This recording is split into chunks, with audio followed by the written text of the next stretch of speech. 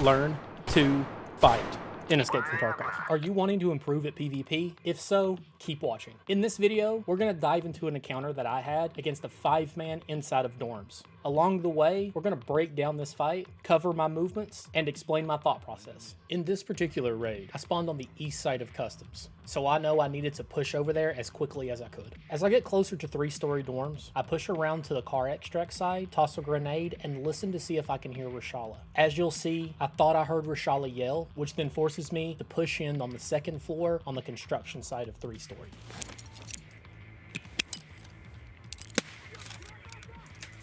That's Reshala.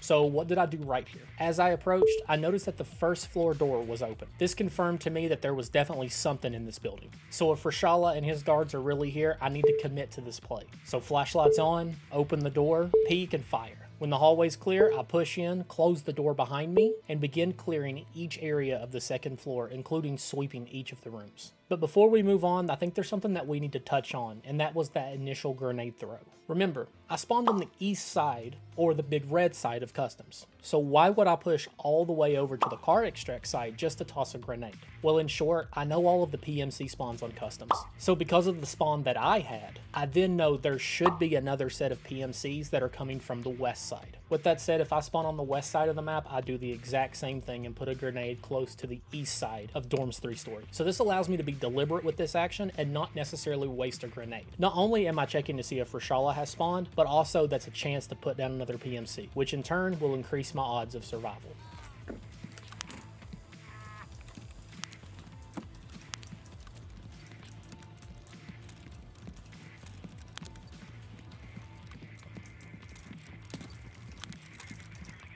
Now, as I'm clearing, I start to hear some footsteps. As they got a little closer, I could tell there was at least multiple PMCs, but I couldn't determine how many. So because of that, I decided to fall back and wait for them to push the second floor. So really what went through my mind here is that I could tell there was multiple PMCs running. And if their entire group is sprinting, then they can't really hear anything else around them. So that's why I pushed back and waited. Sure enough, the first guy sprints up the stairs, swings the corner, and I put him down.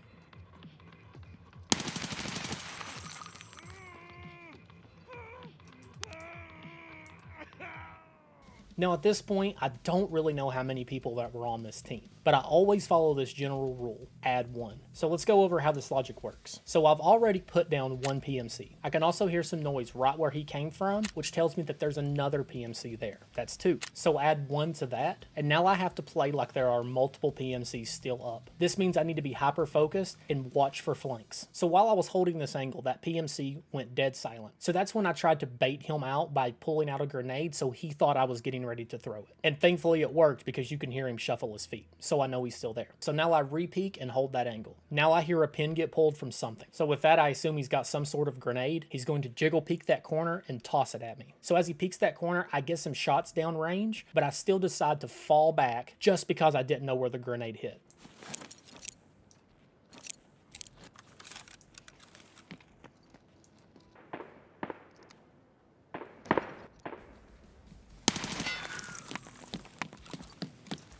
So I've actually rotated and made sure to put myself into a room that I can get out of. So when you're doing PvP, especially in close quarter combat, make sure you always have an exit strategy. Don't get trapped in a room with one way in and one way out. So as soon as I enter this room, I move straight over to the window and jump up on the windowsill. Right before I jump down, I hear another grenade hit. So I just wait a few seconds for the grenade to go off so I can fall and it will mask my sound. So now I'm pretty confident that they don't know that I pushed out the window. So now I'm going to be aggressive, push inside the front door, and try to hold those middle stairs.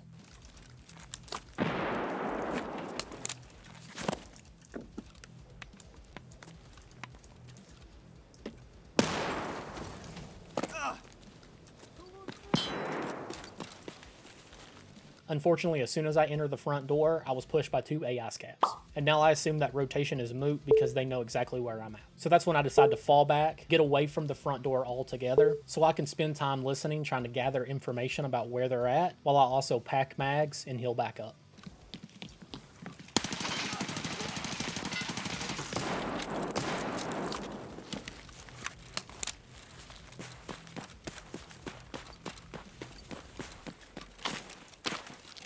So this is another example of having good map IQ and using it to your advantage. And that's because the spot that I rotated to wasn't just a random location. To the right of my PMC, there's a window that you can break. This gives you direct access in and out of Dorm's 3-story. So my thinking here is if I break this glass and they're still on the second floor, they might come right back down those middle stairs looking for me. So I break the glass, get back inside Dorm's 3-story, push down to the elbow and hold a right hand peek. And sure enough, the second guy sprints down the stairs, swings that corner, and I put him down.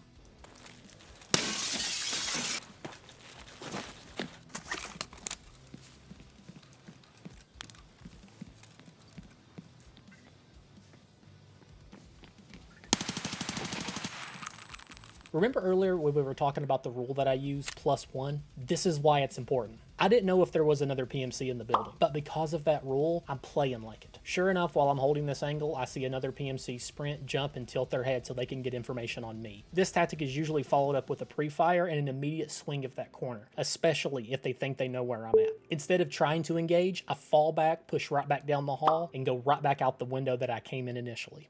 It's on those stairs there.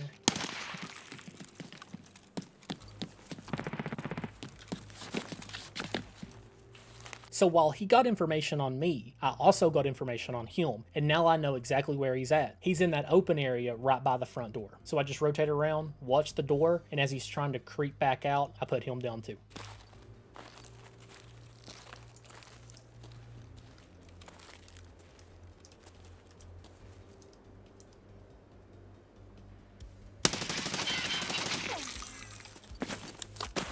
So as we've done before, we add one and we play like there's a fourth teammate. So as I'm walking up to the front door, I hear some shuffling of feet. This led me to believe that if there was another PMC, they're holding an angle on the stairs watching their dead friend's body. So I wanted to use my momentum here and be aggressive. So I angle my gun so the barrel is pointing up towards the stairs. My flashlight's on, I swing the corner, and sure enough, there's the fourth teammate waiting for me.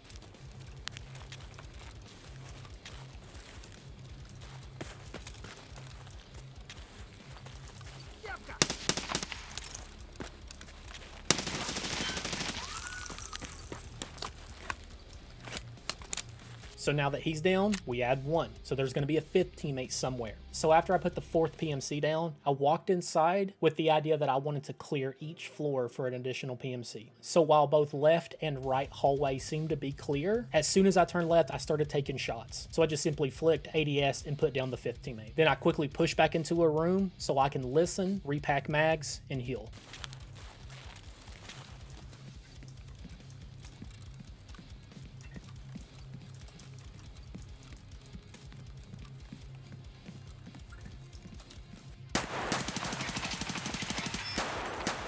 So there's a lot of information in this video when it comes to learning how to get better at PvP. So I want to quickly go over the 5 takeaways that you need to remember from this video. Number 1, map IQ plays a massive role in winning or losing PvP encounters. Number 2, try to think ahead and always give yourself an exit strategy. Number 3, you don't always have to loot your kills, but if you're going to, make sure it's clear. Remember this, if you have any doubt, just get out. Number 4, prioritize gathering intel on your enemy and using that time to repack mags and heal up. And number 5, no matter how many PMCs you've eliminated, always add one and play like it. I'll see you in raid. Love y'all.